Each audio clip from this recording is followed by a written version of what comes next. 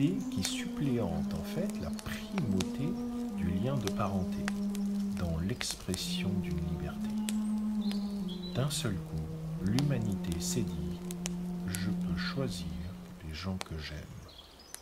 Et toi qui m'écoutes, tu fais peut-être une découverte. Parce que même si ça paraît évident, inconsciemment ou dans nos actes, dans notre agir, il semble qu'entre les forces sociales, les impositions de la famille, on choisit très peu les gens que l'on aime.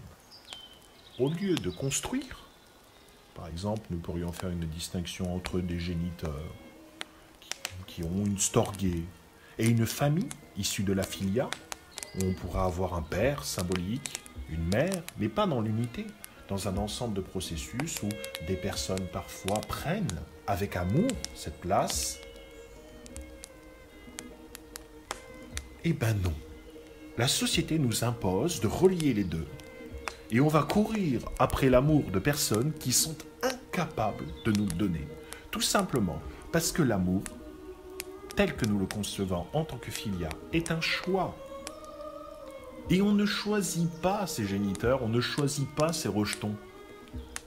Et c'est pour cela que, éternellement, on va s'en vouloir, soit d'être de mauvais parents, soit d'être de mauvais enfants, etc. Et on va tenter de se réunir tous les dimanches, tous ensemble, pour se taper sur la gueule, parce qu'en fait, nous ne sommes pas des parents ni des enfants, nous sommes simplement des progénitures. Ce qui n'empêche pas, parfois, ce genre de relation, mais qui est alors beaucoup plus complexe qu'il y paraît. Il serait temps alors que notre société redécouvre l'idée même d'amour et d'amitié pour enfin construire des relations avec choix. Vous imaginez ? Une société qui te dit tu vas dans une institution scolaire, tu n'as pas le choix après avoir eu des parents dont tu n'avais pas le choix pour ensuite rentrer dans une entreprise où tu as très peu de choix, où toutes les relations, qu'elles soient professionnelles, personnelles, etc., vont être purement imposées.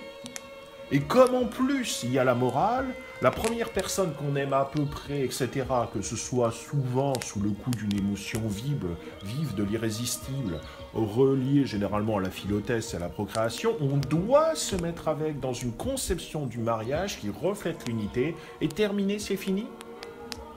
Ainsi, l'intégralité de l'amour autour des personnes serait absolument non choisie pour la plupart.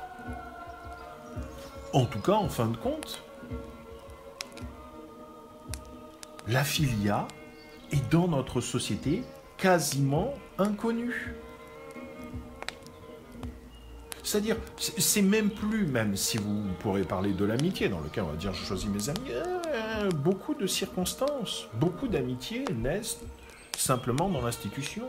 Ah, nous sommes dans la même classe cette année, allez, on se ressemble un petit peu, on est marrant, voilà, on a amitié, mais quelle fragilité dans le choix.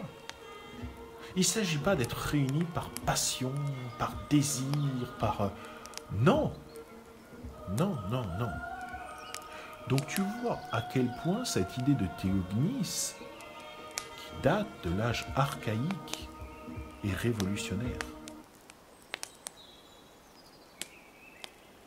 Eh bien cette idée, elle est fondatrice de la philosophie. Et notamment,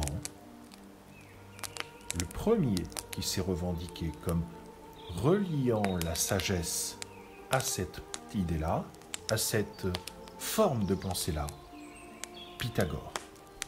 Et très très très très loin du scientifique triste que l'institution m'avait décrite, j'y ai découvert un dieu d'amitié. Il serait peut-être temps que je te parle de Pythagore.